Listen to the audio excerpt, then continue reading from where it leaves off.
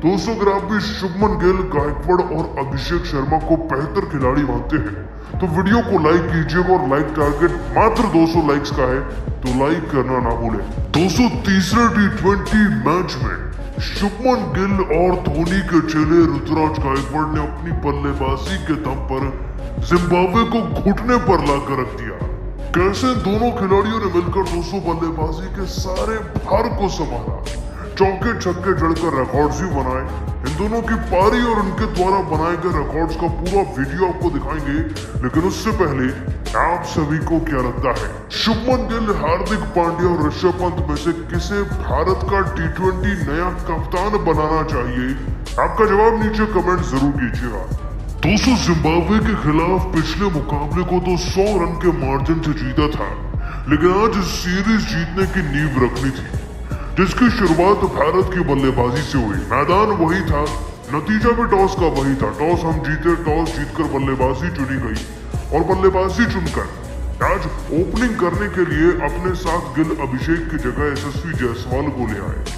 दोस्तों जायसवाल का भी ओपन करना जरूरी है, वरना उनके बल्ले को भी पड़े पड़े जंग लग जाएगा। 27 गेंदों में 2 छक्के 4 चौके लगाकर जायसवाल ने मैदान और टीम दोनों में अपनी मौजूदगी को साबित किया। इसके बाद दोस्तों शुभमन गिल का प्रभाव कुछ ऐसा था जिम्बाब्वे की टीम पर कि मानो वो डरे हुए थे। पिछले 2 मैचों की भड़ास भी निकालनी थी शुभमन गिल को, तो ये सबसे सही मौका था। जायसवाल के आउट होने के बावजूद भी दोस्तों गिल ने पीछे मुड़कर देखा नहीं।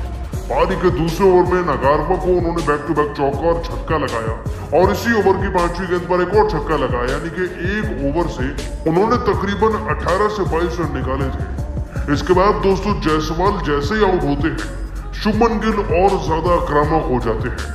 दोस्तों पारी के चौथे ओवर में मुजरमानी नाम के खिलाड़ी को जायसवाल ने बैक टू बैक 2 चौके जड़े।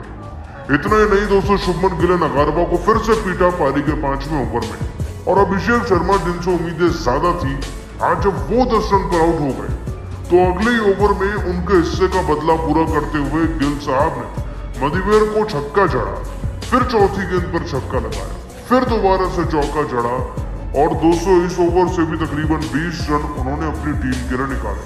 अब गायकवाड़ उनका भरपूर साथ दे रहे थे और शुभमन गिल अपने 50 के पास पहुंच रहे थे। अब दोस्तों शुभमन गिल ने 50 लगाना था, लेकिन स्टाइल में।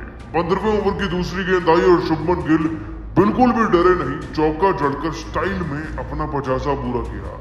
इसके बाद दोस्तों शुभमन गिल का तूफान कुछ ऐसा आया कि 17वें ओवर में सिकंदर रजा को ही 2 बार पीटा, चौका भी लगाया, फिर छक्का भी चढ़ा लोअर फुल टॉस पर।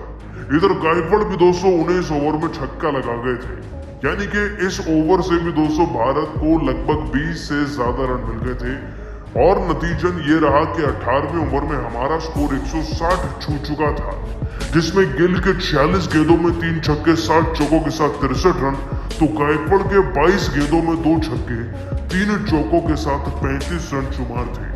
दोस्तों भारतीय क्रिकेट टीम का स्कोर 200 भले ही ना जाए, लेकिन 170-180 बहुत आराम से जाता हुआ दिख रहा था, और ये काफी है इस मैदान में डिफेंड करने के लिए, क्योंकि अगर पिछले मैच में भी हम 100 रन के मार्जिन से जीते हैं तो इसे भी जीतने का दम रखते हैं। लेकिन आज तारीफ बनती है शुभमन गिल की, जिनकी 70 रन की पारी के दम पर भारतीय क्रिकेट टीम का स्कोर इतना अच्छा खासा बन पाया।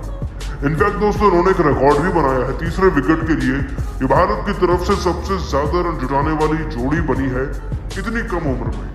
दोस्तों आप सभी इनकी बैटिंग को और रिकॉर्ड को 10 में से कितने नंबर देंगे, आज नीचे कमेंट कीजिएगा एंड सब्सक्राइब कीजिए हमारे YouTube चैनल को। धन्यवाद।